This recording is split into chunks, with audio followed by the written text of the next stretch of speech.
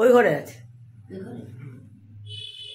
Good morning, welcome back to my channel. তোমরা দেখছো তনুশ্রীস ordinary life. তো এখন সকালবেলা ঘুম থেকে উঠে এই যে এই সোয়েটারটা দেখছো, এটা পরে নিয়েছি।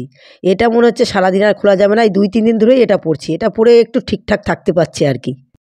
বিছনা টিছনা গুছিয়ে নিয়ে রান্নাঘরে চলে এসেছি, মাসি ঘরটা মুছছে। আর রান্নাঘরে এসে দেখো কী কী করবো। এই যে বাঁধাকপি বার করলাম, ফ্রিজ থেকে হাত দেওয়া যাচ্ছে না, এত ঠান্ডা, ফ্রিজে রাখা ছিল।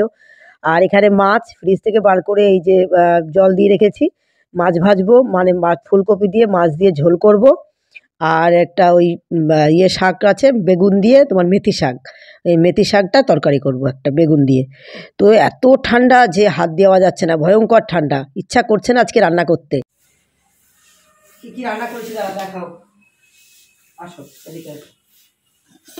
এই যে মেথি শাক করেছি বেগুন দিয়ে, মেথি শাক গরম ধোয়া উঠছে একদম।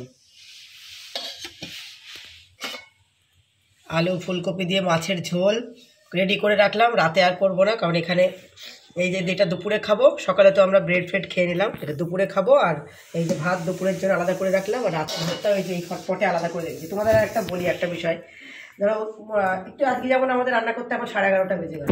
তো এখন কি করি, আমি এই ভাত দুপুর, শীতকাল এখন বারবার ইচ্ছা করছে না, যেহেতু বাড়ি আছি ভাবছি একটু একটা বেলা রেস্ট করবো। তারপর বিকালে আছে যোগা ক্লাস করে এসে আর ইচ্ছা করে না করতে। তো এই যে ভাত, এইটার জন্য দুপুর আলাদা তুলে রাখলাম। এই যে দেখো গরম গরম একজন ধোয়া উঠছে। এই হটপটে সবাই রুটি রাখে, আমাদের যেহেতু রুটি শুধু মা খায়, রাতে 2টো রুটি করে নেওয়া হয়, ওই জন্য আর আমরা আলাদা করে আর রাখি না হটপটে রুটি, দরকার পড়ে না আর কি, আমাদের রাখি না বলতে দরকার পড়ে না। তো এই জন্যে ভাত রাখি এই ছোটো হটপটটায়, আমাদের 3 জনের জন্য ভাত রেখে দিলাম রাতের জন্য। একদম এরকম এতটা ধোয়া উঠবে না রাতে, কিন্তু গরম থাকে। আর আমার এই হটপটগুলো অনেকে জিজ্ঞেস করেছে যে কোন হটপটে রাখো ভাত।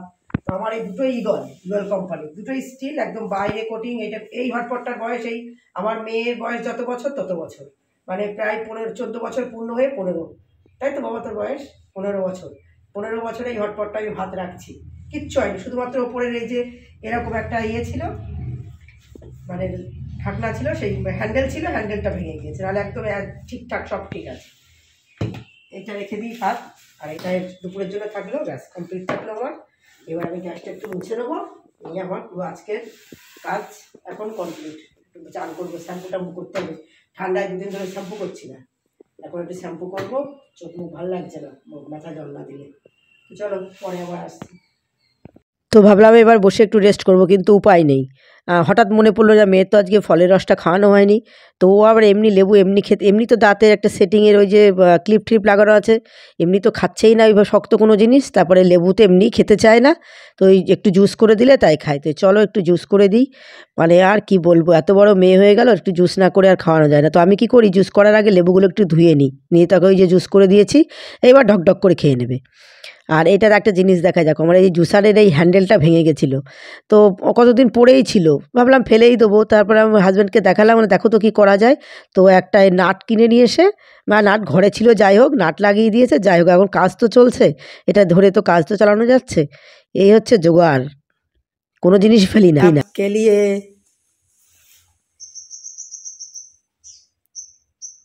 কোনো একটা কোনো সাইড দিয়ে নে,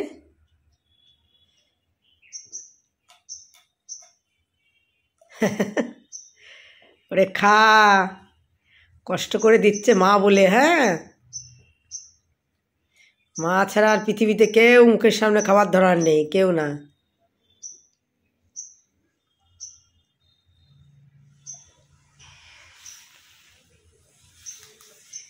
চান করে নাও, হ্যাঁ 12টা বাজে।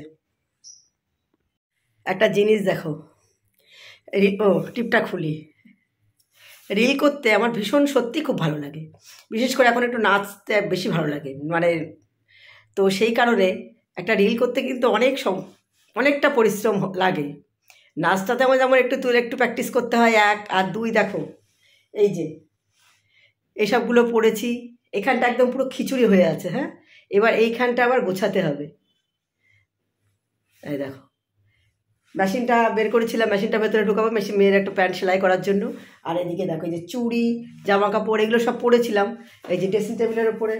একবার ভাবলাম এটা পরি, হ্যাঁ এটা বের করে ট্রাই করলাম, আবার ভাবলাম এটা পরি, এই করে করে এইভাবে ঘোটানো হয়। এখন আবার গোছাতে হবে। কিন্তু কিন্তু অনেকে আমার রিল করা নিয়ে অনেক রকম রহস্য করতে পারো, কিন্তু আমার ভীষণ ভালো লাগে সত্যি কথা বলতে। চলো এবার মেয়েকে খেতে দেবো, খিদে পেয়েছে মেয়ের।